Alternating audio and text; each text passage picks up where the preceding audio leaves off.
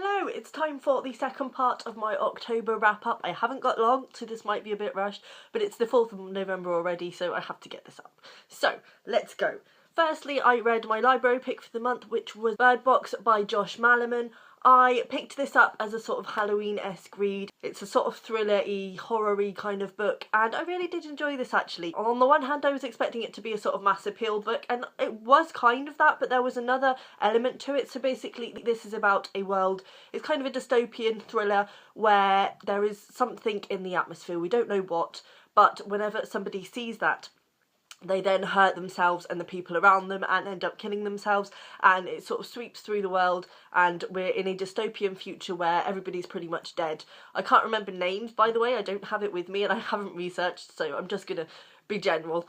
We're with one woman in particular. She starts off with her sister and finds out that she's pregnant just when the stuff starts happening, and she ends up alone and going across the country trying to find this safe house that she has heard advertised on the radio, and it's about sort of how she copes in that world and the fact that she's pregnant.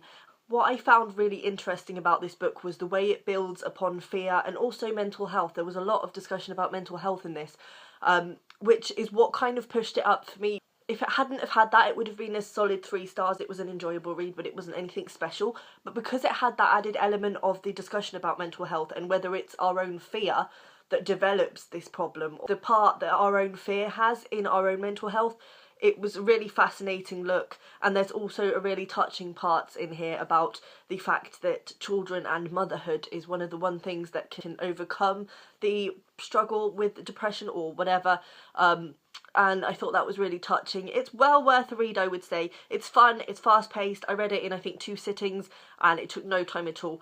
But it also has that really touching deeper element to it, which really lifted it in my estimation. Then my reread for the month was The Particular Sadness of Lemon Cake by Amy Bender. I only read this last year and it was one of my favourite reads of last year. I have recently entered a competition judged by Amy Bender, so I wanted to remind myself of her writing style, and I reread this one. I still loved it, I still gave it 5 stars. I didn't enjoy it as much, but I think that's to be expected because I didn't read it that long ago, and obviously it wasn't going to have the same impact on me as it had the last time.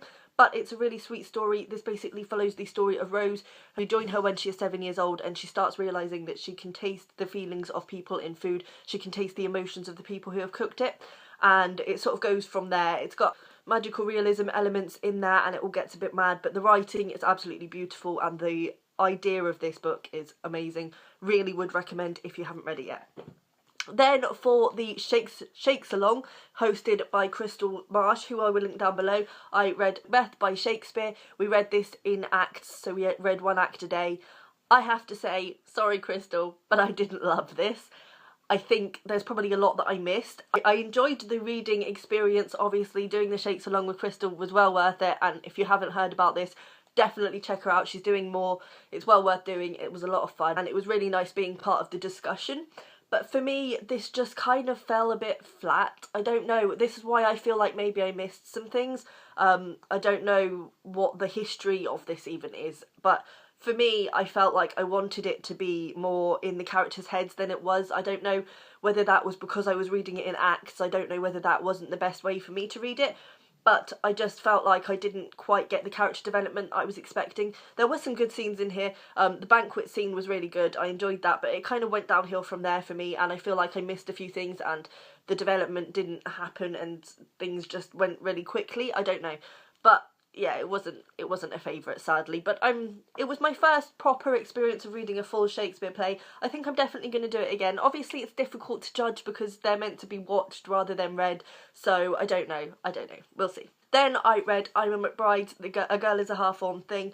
This has been on my shelf for so long and I keep putting it off and I don't know why. It was absolutely gorgeous. I loved it.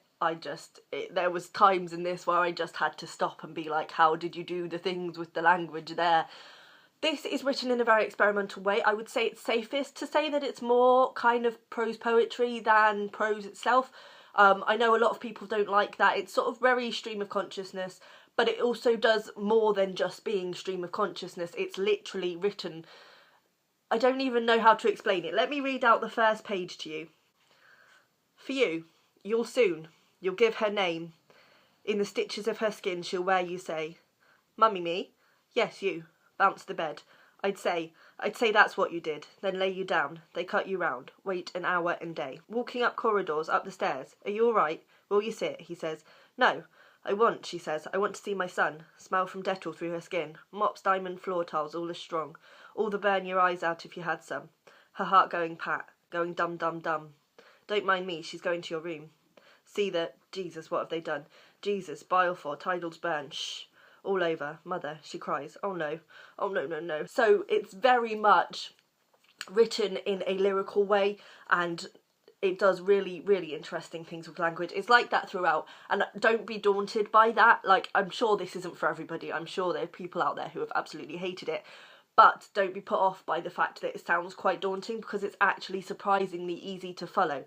The only criticism I would have had of this book is that I felt in times the style was a bit too much in terms of the way punctuation was used and things. A lot of the time I found myself removing full stops in places and being able to understand and read it a lot better. So I think the punctuation could have been altered a little bit. Like, there's a lot of full stops and sometimes I don't think they were completely necessary, but other than that, this is beautiful. Basically, this is about a girl, I think she's unnamed, I'm pretty sure she remains unnamed throughout, and it's about her, pretty much her relationship with her brother, and the fact that he has a brain tumour when he's born or when he's very young, and he's in remission, but I think he's still got it throughout his life, and then it comes back when he's in his 20s, and it's about how the family deal with it, how the girl deals with it, but it's also about her relationship with her brother in general, her feeling of needing to care for him, for example, when they go to school together and nobody knows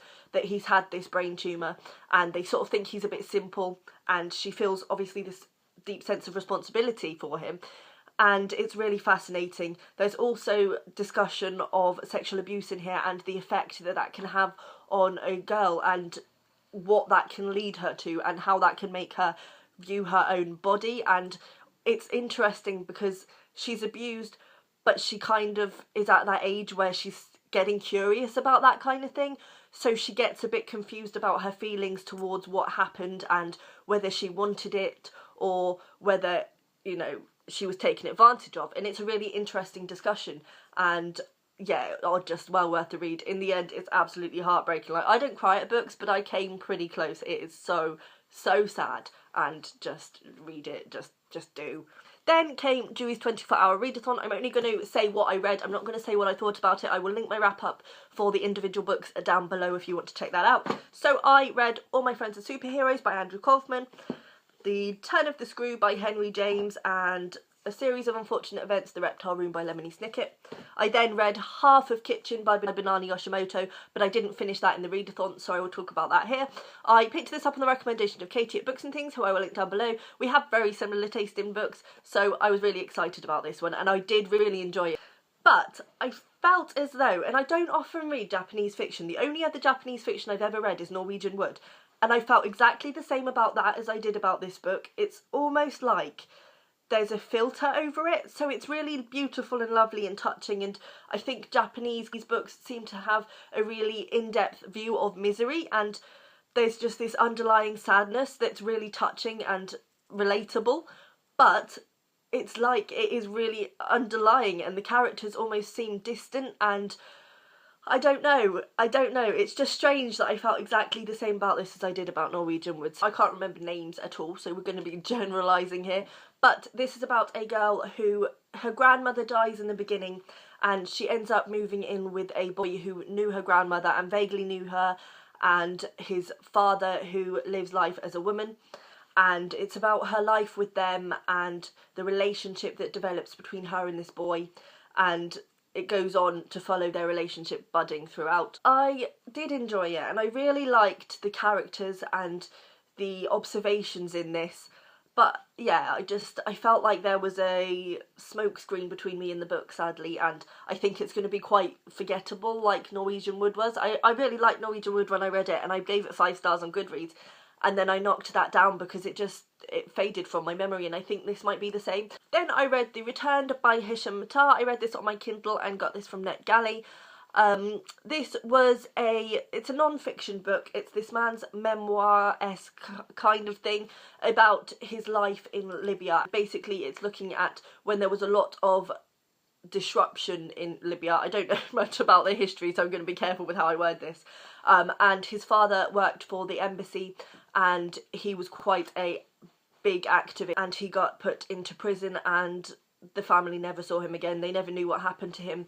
They were never told. And this is basically about Hisham's attempt to find out what happened to his father. He's pretty much decided that his dad died, and he's accepted that, but he wants to be told. He wants to hear it from their mouths, and nobody will tell him. And it's just bizarre. Like, he was going to meetings with people, and they just kept saying, oh, we can't let you know anything yet. And he would say, but you know. And they were like, yeah, but we can't tell you yet. And it was just constantly putting him off and off and off. He actually lives out of Libya, and he actually becomes quite a famous writer. And obviously he's writing books about Libya that they're not happy with. So Libya and the government are very much trying to get him back on their turf so that they can use him to sprout their own agenda. And it's also about his battle with that. And it was fascinating to learn about Libya. I only gave this 3 stars for a few reasons. Firstly, I felt like the writing was really bad in places, and that would normally not so much bother me with a book like this, because I'd be like, he's not an actual writer, he's just writing his life story.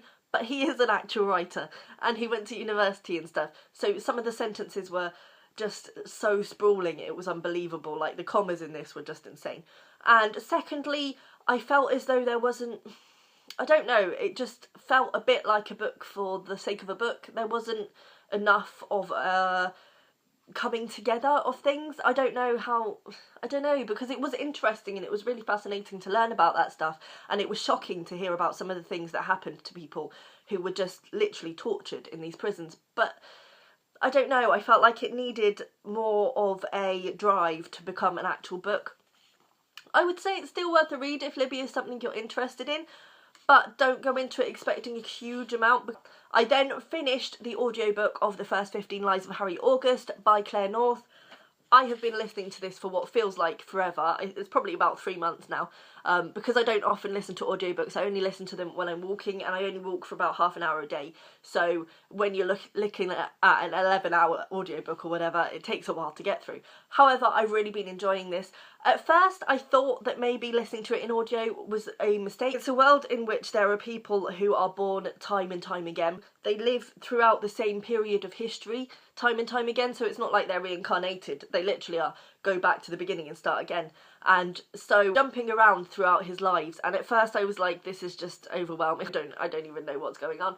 But actually, I think from looking at reviews, it's just as confusing when you're reading it. But when you're listening to it, it was just so enjoyable and funny and quirky, and I loved the concept. I loved the way it was written. I think the first line, I might be mistaken, but the first line was something was like, I was dying in my usual way. Like, there's a real dark humour to this book that I really enjoyed. It basically looks at friendship, it looks at monotony, it looks at the fact that, you know, we might have these grand ideas for if we could do our lives over, but actually most of the time, especially if time is limitless, we end up doing really mundane things. And I mean, he'd spend lives just hunting for people and things like that, and it ends up basically being about his rivalry with his closest friend, but also ultimately about the depth of their friendship and the fact that they have literally been together for lifetimes. And it's just a really sweet, touching read. But as I say, I would definitely recommend listening to it on audiobook. The narration is fantastic. I can't remember who does it. I will try and put the name somewhere if I can find it. Then I finished the month on Sarah Waters' The Little Stranger. Again, this was for Halloween. I picked this up the day before Halloween, I think. I am definitely not a Sarah Waters fan. Sorry, I know everybody loves her, but I read Fingersmith and kind of felt as though it was a bit too long. I felt like it just went on for ages. I enjoyed the first sort of quarter of it, and then the rest was just a bit, oh, come on, finish now. This is a big book. I mean, this is 500 pages, quite a lot of text to a page, and it's pretty dense, I have to say. It kind of reminded me of Brideshead Revisited, in a lot of ways, because this is about a stately home that is falling into disrepair. Basically, the family have no money left.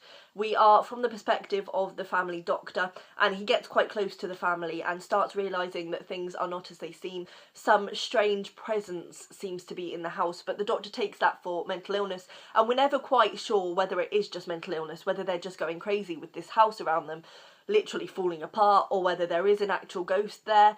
But things don't end well for the family, and this basically just chronicles what happens. But it goes on and on.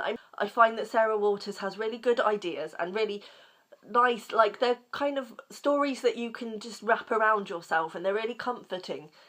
But they're just too long. They just need to be cut by half, like... So that's everything I read in the second half of October. Let me know down below what you've been reading, and I will see you next time. Bye!